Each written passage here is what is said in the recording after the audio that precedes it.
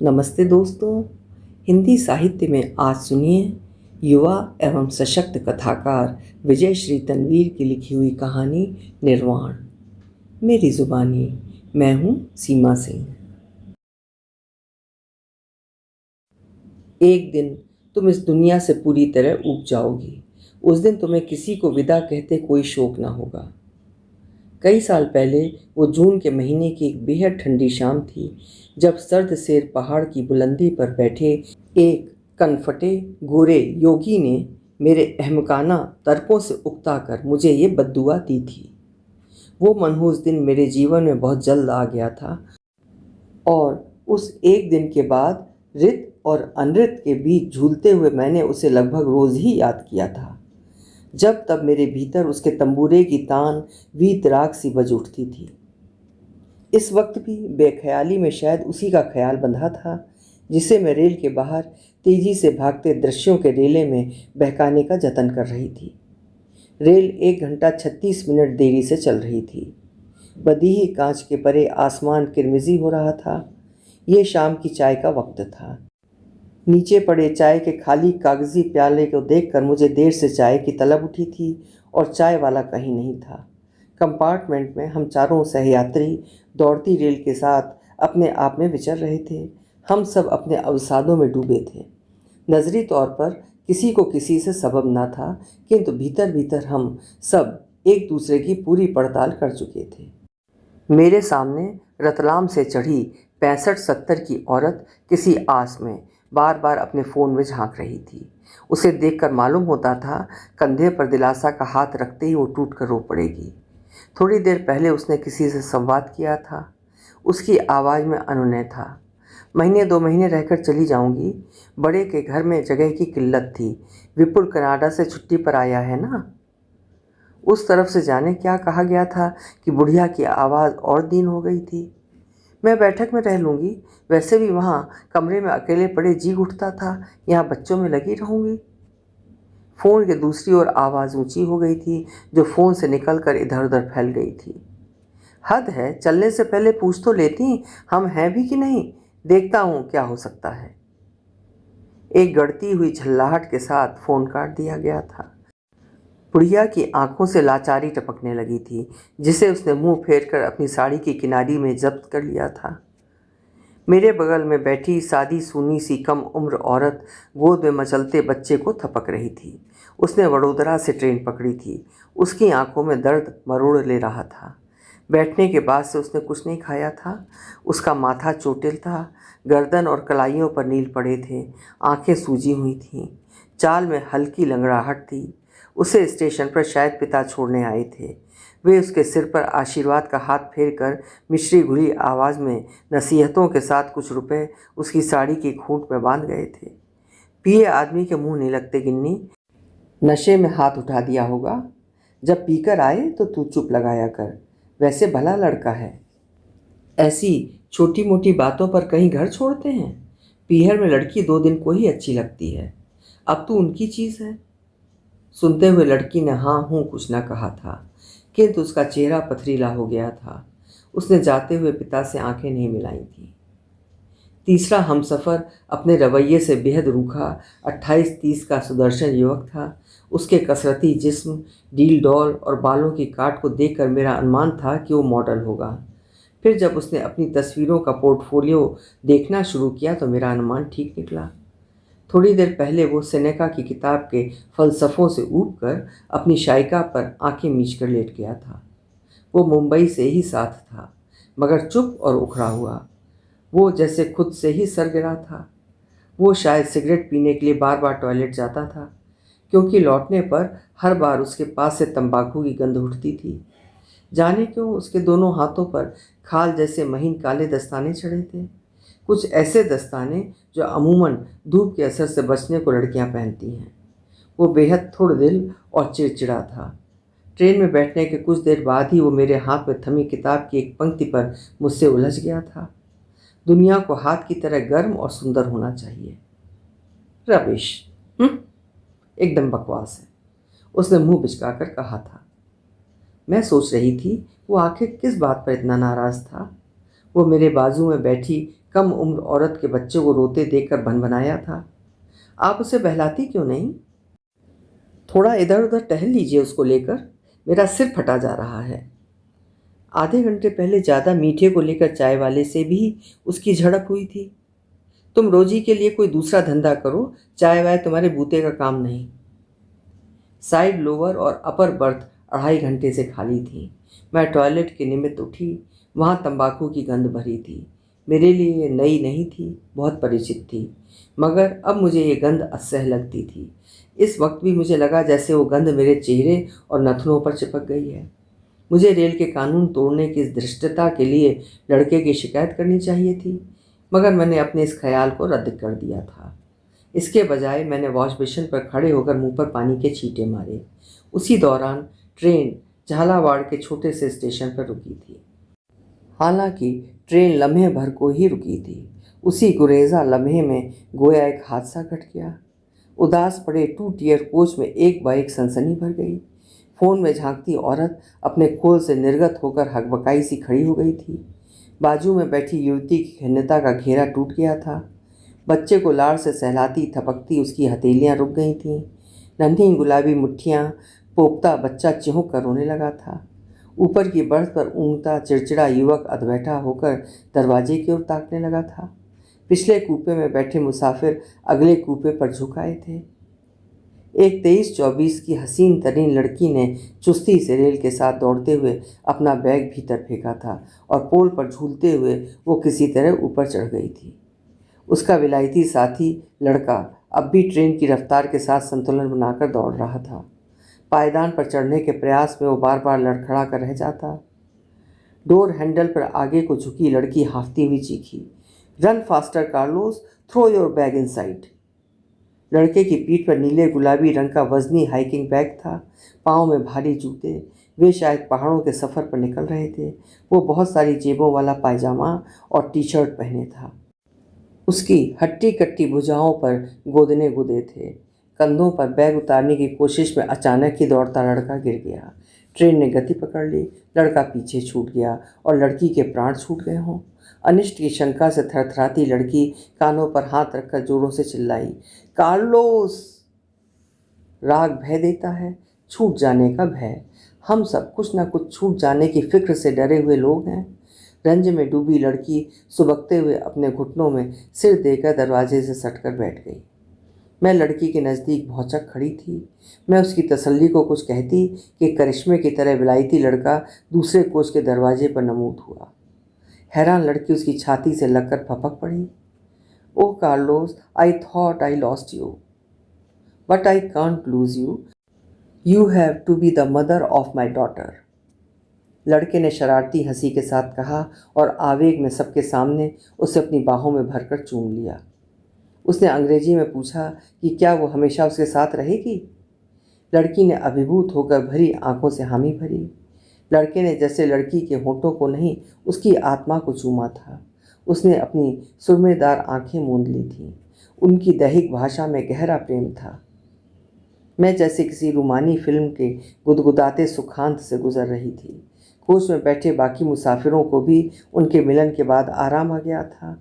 लड़का दोषहीन अंग्रेजी बोल रहा था, हालांकि वो कुछ भी हो सकता था, यूनानी, डच, ब्रितानी या इतावली, मगर लड़की ने उसे कार्लोस पुकारा था। मेरी जानकारी के हिसाब से ये इतालवियों का पसंदीदा नाम है। उसके बाल सुनहरे नहीं थे, गहरे भूरे थे, छोटे कटे हुए। आंखों की पुतलियां सलेटी थीं, रंगत एकदम गोरी। लड़की खालिस भारतीय थी, भरी पूरी। उसके अंगों में लोच था, हाव भाव में नज़ाकत, गंदुमी रंग और सुमरगी आँखों वाली। उसने अपने लहरदार बालों को चंपई स्कार्फ की गांठ से कस रखा था। वे दोनों च्युइंगम चबाते हुए साइड लोबर पर दू बदू जम गए थे। अब मैं उन दोनों के नाम जानती थी। कुलाला कली कानों में ईयरफोन ठूंसे धीमी आवाज़ में कोई अंग्रेजी गीत गुनगुनाने लगी। कार्लोस ने उसके स्कार्फ को अपने नथनों से छुआकर एक भरपूर सांस खींचते हुए अपने गले में लपेट लिया। लाड़ दिखाते हुए कली ने उसकी कलाई पर बंधी उसकी दामी घड़ी में अपनी कलाई फंसा ली और उसके फ़ोन की गैलरी में तस्वीरें स्क्रॉल करने लगी। सारे छल और प्रवंचनाओं के बाद भी प्रेम हमारे भीतर बच रहता है, इसलिए उस दिलारा जोड़े को देखकर मुझ में एक हुक सी उठी थी। अब बुलाए ही सुकांत की याद मेरे मन पर दस्तक देने लगी थी, जैसे उसे देखना हो कि क्या अब भी सुकांत वहीं रहता है। मुझे वो दिन भुलाए नहीं भूलता। उस तंग फुर्सत दोपहर में आर्टिकल पूरा करने की हड़बड़ में मेरी उंगलियां डेस्कटॉप के कीबोर्ड में उलझी थीं। फिर भी आंखें बार बार सुकांत की खाली टेबल का फेरा लगाकर आती थीं। वो 2 रोज़ का कहकर पुणे गया था, मगर 6 दिन बाद भी उसकी कोई खबर नहीं थी। उसका फ़ोन लगातार बंद आ रहा था और उसकी तरफ से दफ्तर में छुट्टी के लिए अर्जी की कोई मेल नहीं थी। सवेरे से ही मौसम सुहेला था, तेज़ हवाएं चल रही थीं, खबरों में तूफान की आशंका थी। आँख खुलते ही मैंने अपनी देह के अनचीने संकेतों की जांच की थी और प्रेगनेंसी किट पर 2 गुलाबी लकीरें उभर आई थीं। मैं उन 2 गुलाबी लकीरों की धनक में खोई थी। इतनी मीठी बात सुकांत को ऐसे नहीं बताऊंगी। इसके लिए मुझे उसका आलिंगन चाहिए, उसकी आंखों में देखकर ही कहूँगी। तभी चुप पड़ा मेरा फ़ोन गुर्राया था। किसी अनजान नंबर से सुकांत ही था। कहाँ हो कुंज? तुम्हारे पास। मैं हंस पड़ी थी, मगर तुम कहाँ हो? कल शाम को ज़ूहू पर मिलो, कुछ ज़रूरी बात है। वो हड़बड़ी में था, उसकी आवाज़ में सुस्ती थी। रोज़ सी शोखी और रूमानियत भी उस पर हावी नहीं थी, लेकिन मुझे कोई बदअंदेशी न हुई। मैं चहक रही थी, मौसम के सुहेलेपन की बचकानी खुशी से भरी हुई। माँ मान गई कांत? कल बताता हूँ। अभी बताओ। अभी मुश्किल है। सुनो, मेरे पास भी एक ज़रूरी बात है। अच्छा बताना। उसने कोई जिद नहीं की थी। सवेरे का सुहेला मौसम रात भर में उग्र हो गया था। लगातार बारिश से निचले इलाकों में पानी भर गया था। रेल की पटरियां पूरी तरह डूब चुकी थीं। समंदर में उठे ज्वार से लहरें बेकाबू हो रही थीं। मैंने दोपहर में ही दफ्तर छोड़ दिया था। मीलों लंबा जाम था। मौसम का लुत्फ उठाने लोग सड़कों पर उतर आए थे। जनता से लगातार घरों में रहने की अपील की जा रही थी। हिदायतों को दरकिनार कर मैं जुहू की ओर चल पड़ी थी। सुकांत के दरपेश मुझे मौसम की परवाह न थी। जुहू की ओर जाने वाली सड़क बंद थी। समंदर ने कई मीट्रिक टन कचरा उगलकर किनारों पर फेंक दिया था। मैं सुकांत को इत्तला करती कि उसके नए नंबर की थाप से मेरा फ़ोन बजने लगा, मगर वो सुकांत नहीं था। एक जनाना आवाज़ थी। कोई औरत गुस्से से गज बजाती जोर से दहाड़ी थी। बेशरम, छिनाल, कौन से लटकों झटकों से फंसाया है तूने सुकांत को? कौन है? मेरा चेहरा सुर्ख हो गया था। कांत कहाँ है? बीवी हूँ उसकी, उसके बच्चों की माँ। तू बता, तू कौन है? गोया जलजला आ गया था। मेरे पांव तले की जमीन कांपने लगी थी। मैं कौन हूँ? मेरी नाभि में जैसे कोई फड़क उठा। मेरे हाथ मेरे उदर पर रेंग गए। तो क्या मैं किसी के टूटे घर की ईंटों से अपना आस्थान चिन रही थी? मैं मेरे मुंह से शब्द न फूटे। मैं गूंगी हो गई थी। इतनी आग भरी है तेरे अंदर तो? औरत लगातार भद्दी और फूहड़ गालियां बक रही थी।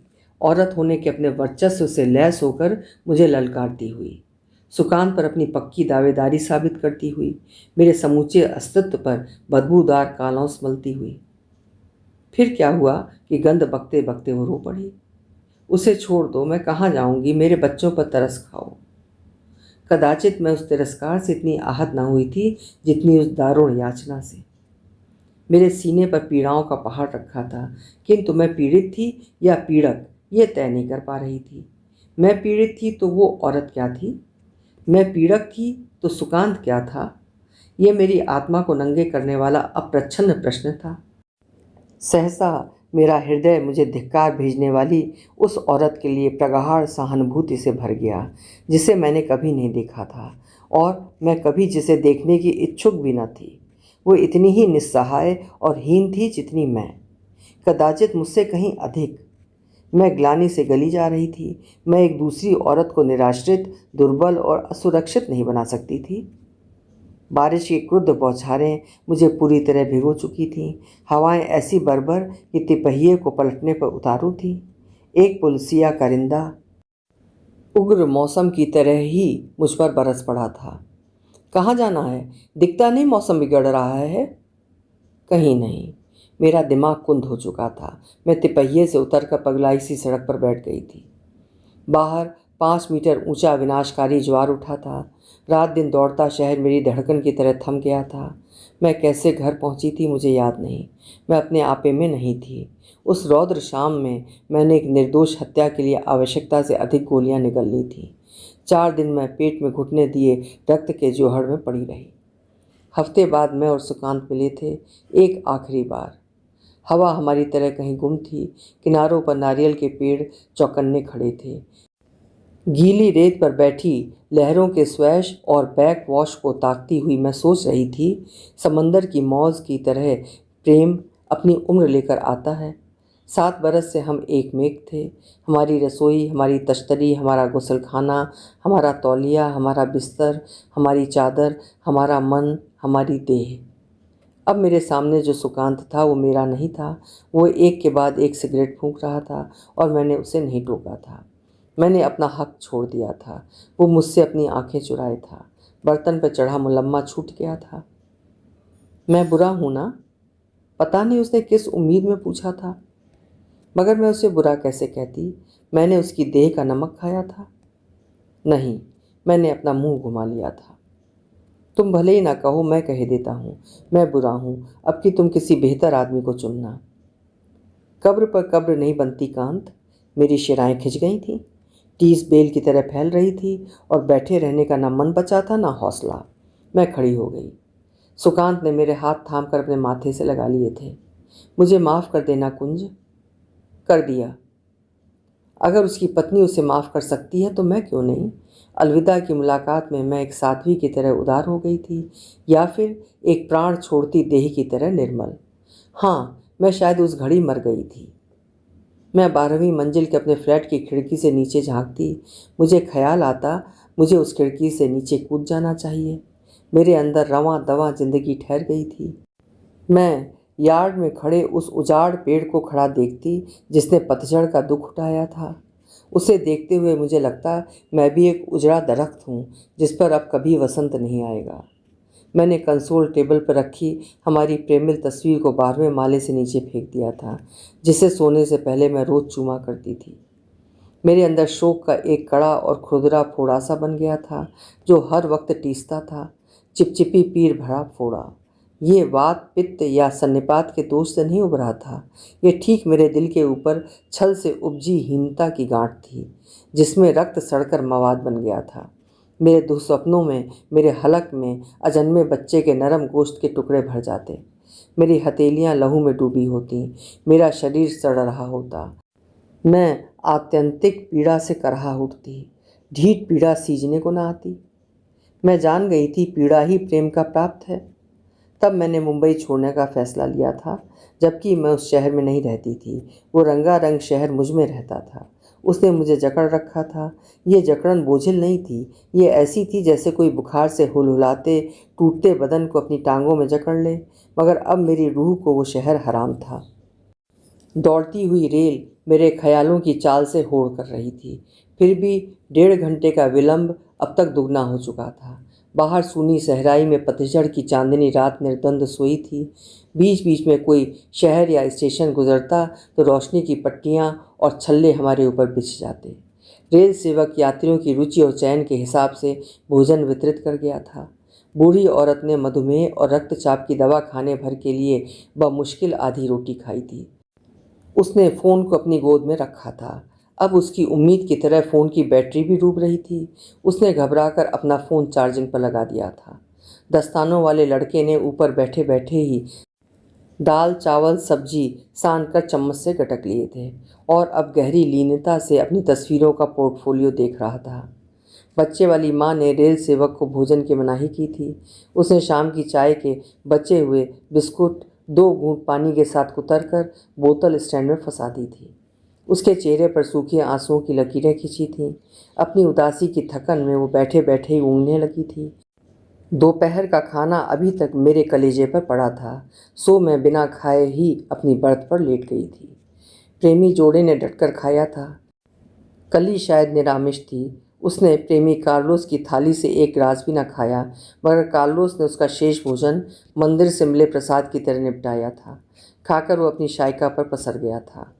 कली उसके मोबाइल फ़ोन में एकाग्र होकर कोई खेल खेलने लगी थी। हम सब सोने के उपक्रम में थे। सफाई कर्मी जूठी थालियां समेट चुका था। टीटीई राउंड पर था। वो बारी बारी सबके टिकट की जांच कर रहा था। उसने अपनी तस्वीरों में गुम लड़के को हिलाया। टिकट दिखाइए। लड़का अपने बटुए से टिकट निकालने लगा। टीटीई उसके दस्ताने चढ़े हाथों को मुसलसल संदिग्ध निगाह से देख रहा था। इस बात को भांपते ही लड़का तमक उठा। क्या है, क्या देखता है, टिकट या मेरे हाथ? उसने जहरी अंदाज में पूछा। दिखा दीजिए, आपके हाथों में कोई भेद है क्या? टीटीई ने मुस्कुराकर फिक्रा चुस्त किया। लड़का किसी सिरफिरे के सदृश जोर जोर से चिल्लाने लगा। हाँ देखो मेरे हाथ, क्या भेद है, आओ सब देखो। उसने अपने दस्तानों को हाथों से खींचकर हवा में उछाल दिया। उफ, उसके हाथ बहुत अजीब थे, चितकबरे, जैसे केचुल की तरह उसके हाथ चाम छोड़ रहे हों। उसके हाथों की चमड़ी जगह जगह से सफ़ेद पड़ गई थी। सब सकते में थे। टीटी कुछ बड़बड़ाता हुआ मुड़ गया था। रुलाई रोकने की कोशिश में लड़का हंसने लगा था। फिर हंसते हंसते अपनी हथेलियों में मुंह ढाँप कर रो पड़ा। छूत नहीं है ये, मगर मैं अछूत हो गया हूँ। मैंने बताया, वे नहीं माने। सारे कॉन्ट्रैक्ट छिन गए। अब मैं बेकार हूँ, रद्दी और निकम्मा। डॉक्टर कहता है मेरी त्वचा में रंग बनाने वाली कोशिकाएं मर गई हैं। अच्छा होता मैं भी मर जाता। उसकी रुलाई से मेरी आंखें भीगने लगी थीं। मेरा मन हुआ मैं उसके दोनों हाथों को अपने हाथों में जकड़ कर कहूँ, अब इन्हें मत छुपाना। दुनिया इन हाथों से ज़्यादा कुरूप और बदरंग है। उसे अपनी ठोकर पर रखो। रेल की बत्तियां बुझने लगी थीं। लोगों ने अपने पर्दे चढ़ा लिए थे। लड़के की भीतर भरी भड़ास निकल गई थी। वो रीडिंग लैंप की पीली रोशनी में उंगलियों में कलम दबाए शायद किताब में अपने मन से मेल खाती सतरें तलाशने लगा था। बुढ़िया अब भी बेटे के जवाब की इंतज़ारी में करवटें बदल रही थी। आखिर उसके फ़ोन पर संदेश की 2 आहटें हुईं। हताश मन को आस बंधी। वो अंधेरे में ही चमड़े के थैले से अपनी ऐनक टोहने लगी। किधर गया, यहीं तो रखा था। फिर उसे याद आया कि वो अपनी ऐनक बेटे के घर की श्रृंगार मेज पर ही छोड़ आई है। मैं पढ़ दूँ, मैंने आग्रह किया। बूढ़ी औरत ने कृतार्थ भाव से गर्दन हिलाई। संदेश के 2 टुकड़ों में लिखा था, कारोबार मंदा चल रहा है। प्रेमा ने मनौती मांगी थी। हम माँ वैष्णो की यात्रा पर हैं। फिर शायद कश्मीर भी हुआ है। प्रेमा कब से जिद किए बैठी है।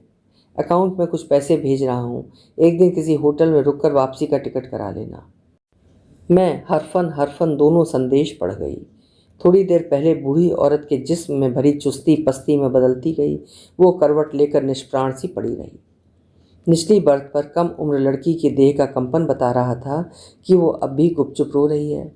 मैं सोच रही थी वो बूढ़ी औरत कहाँ जाएगी जिसकी परछाइयों ने उसे बेआसरा कर दिया हो। उस दुधमुहे बच्चे की माँ का क्या होगा जिसे पिता और पति दोनों ने एक वस्तु समझा।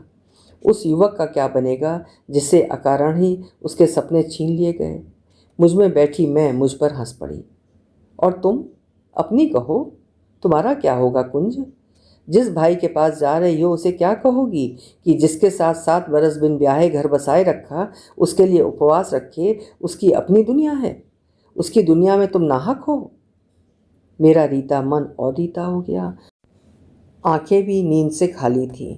घुमंतू गोरे योगी की बद्दुआ फल रही थी। वो मेरे सामने खड़ा मुझ पर हंस रहा था। पहली बार मैंने उसे मंदिर के निकट भिक्षा मांगते देखा था। दरअसल मैंने पहली बार एक फ़कीर को दूसरे फ़कीर से भिक्षा मांगते देखा था।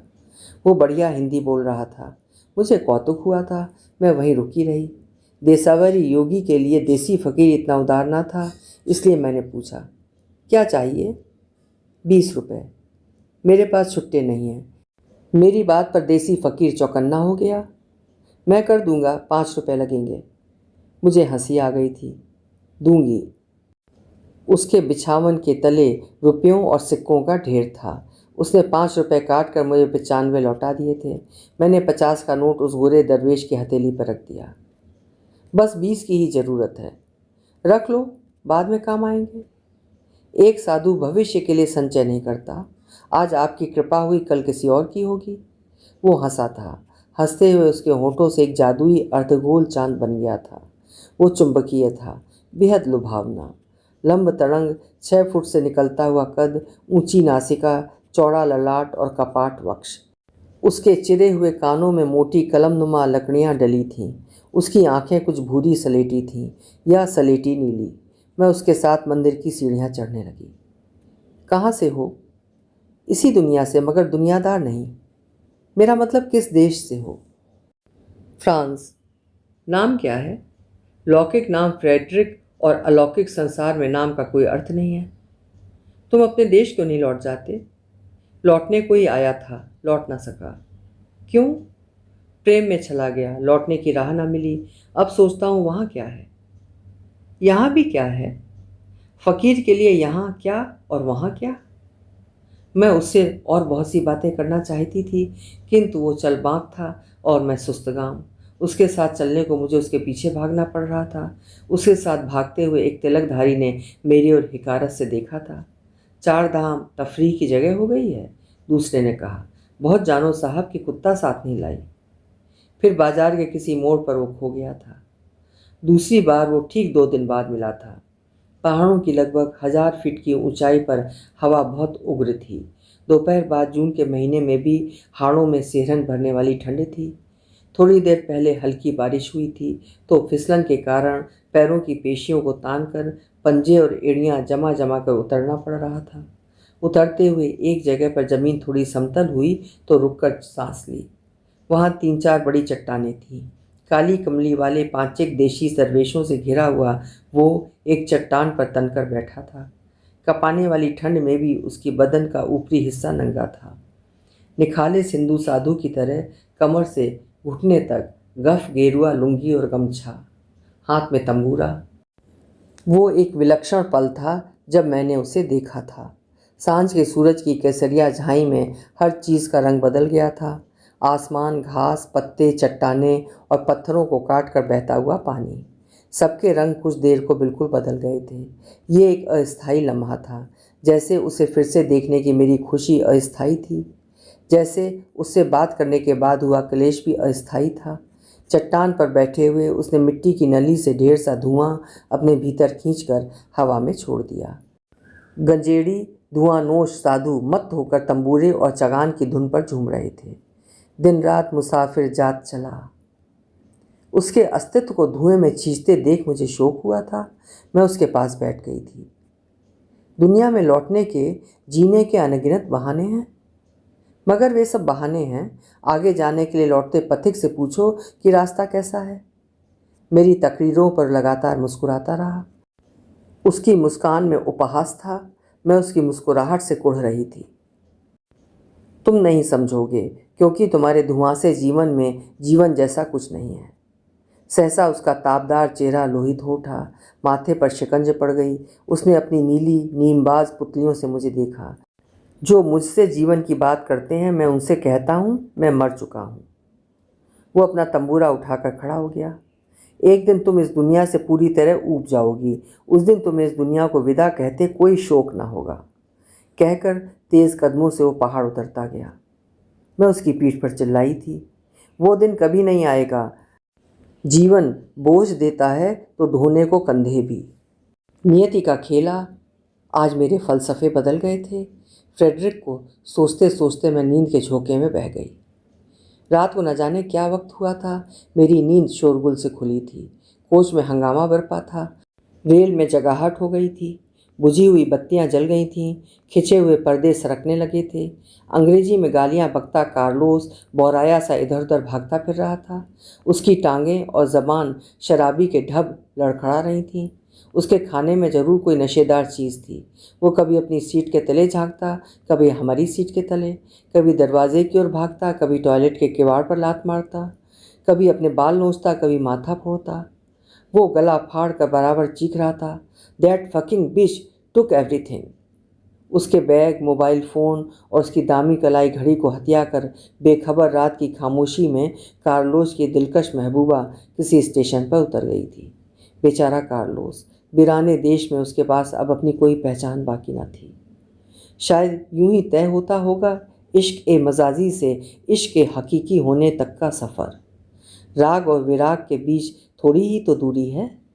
सीली हुई धुंध में रेल अपनी रफ्तार से दौड़ रही थी। रेल को अपना गंतव्य ज्ञात था। मगर कंपार्टमेंट में हम पांचों अपने ठिकाने से अनजान चुपचाप बैठे थे। हम पांचों सर्वहारा थे, निरुपाय, निठौर और निघरघट। अचानक सदमा खाया कार्लोस बेसुध होकर गिर पड़ा था। किसी ने ट्रेन की जंजीर खींच दी थी। ये डोई वाला स्टेशन था। यहाँ से ऋषिकेश कोई 10-12 मील था। उस गोरे यायावर का पक्का ठिकाना स्वर्गाश्रम। लगा कहीं नज़दीक से उसने मुझे उल्हाना भेजा है। उसके होंठों पर मुस्कान का अर्धगोल चंद्रमा बैठ गया। मैंने कहा था ना, एक दिन तुम इस दुनिया से पूरी तरह ऊब जाओगी। उस दिन तुम्हें इस दुनिया को विदा कहते कोई शोक ना होगा। जैसे मैंने अपना गंतव्य खोज लिया हो, एक उजली दुनिया जो मेरे बहुत करीब थी। मैं डोई वाला स्टेशन पर उतर गई थी।